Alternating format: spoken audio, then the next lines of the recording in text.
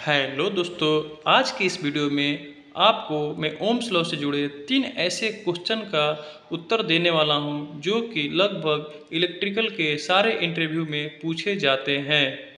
इसमें पहला होगा व्हाट इज ओम्स लॉ, जबकि दूसरा होगा ओम्स लॉ का फार्मूला, जबकि तीसरे में मैं बताऊंगा ओम्स लॉ फार्मूले का मीनिंग क्या है, इसका अर्थ क्या है। दोस्तों, यह वीडियो अन्य वीडियो से काफ़ी ही अलग होने वाला है क्योंकि मैं इस वीडियो में ओम्स लॉ इस तरीके से बताऊंगा जो कि काफ़ी सिंपल मेथड होगा, ताकि आप एक बार अगर आप वीडियो देख लेंगे तो आप भूलेंगे नहीं और इंटरव्यू में सही से जवाब दे पाएंगे।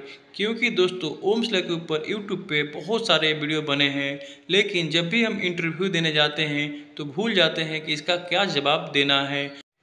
दोस्तों, मैं वीडियो के स्टार्टिंग में ही आपको उत्तर बता सकता हूं कि अगर आपसे इंटरव्यू में ओम्स लॉ पूछा जाए तो क्या आपको जवाब देना है, लेकिन आप भूल जाएंगे। दोस्तों, आप 1 से 2 मिनट दीजिए और ओम्स लॉ को अच्छे से समझ लीजिए। ओम्स लॉ कहते हैं, इसमें 2 वर्ड आ रहा है, एक आ रहा है ओम्स और दूसरा आ रहा है लॉ। लॉ मतलब कानून है, यानी ऐसा नियम जो हर समय ये लागू होगा किसी परिस्थिति में। ठीक है दोस्तों, और इसको किसने दिया होगा तो इसके नाम में छिपा हुआ ओम्स, जो कि इनका पूरा नाम था जॉर्ज साइमन ओम। इन्होंने ही हमें ओम्स लॉ बताया था। अब इन्होंने ओम्स लॉ के अंदर क्या बताया था? इन्होंने ओम्स लॉ के अंदर हमें इलेक्ट्रिकल के बेसिक मैथमेटिक्स बताया था।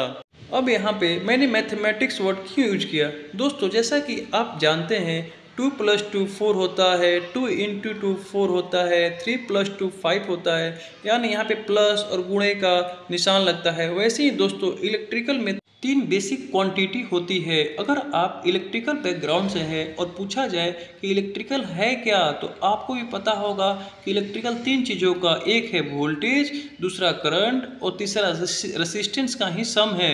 अगर हम किसी भी सर्किट का बात करें, चाहे वो बल्ब हो या ट्रांसफार्मर हो, उसमें 3 चीज़ें ही होती है, वोल्टेज, करंट और रेसिस्टेंस। इन्हीं 3 चीज़ों से मिलकर बना होता है।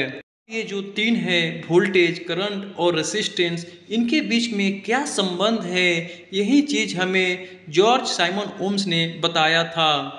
अब इन्होंने क्या बताया था? इन्होंने एक सिंपल सी फार्मूला दी थी, जैसे कि V = I × R।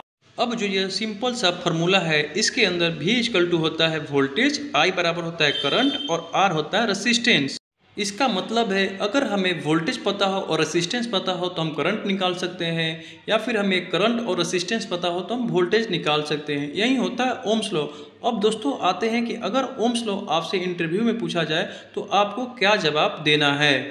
दोस्तों, अगर आपसे इंटरव्यू में पूछा जाए कि ओम्स लॉ क्या होता है, तो आपको सिंपल तरीके से बताना है Ohm's law is a formula used to calculate the relationship between voltage, current and resistance in electrical circuit।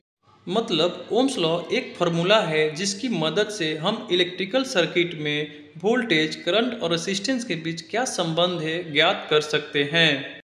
जब आप आंसर दे देंगे कि ओम्स लॉ एक फार्मूला होता है, तो उनका रिपीट क्वेश्चन होगा कि ओम्स लॉ का फार्मूला आखिर क्या होता है।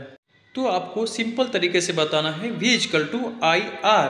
तो मैं यहाँ पे एक छोटी सी बात बता देना चाहता हूँ कि अगर आपसे पूछा जाए कि रेसिस्टेंस का क्या फार्मूला होगा, करंट का क्या फार्मूला होगा, तो आपको एक छोटा सा फार्मूला बता देता हूँ जिसको आपको याद कर लेना है।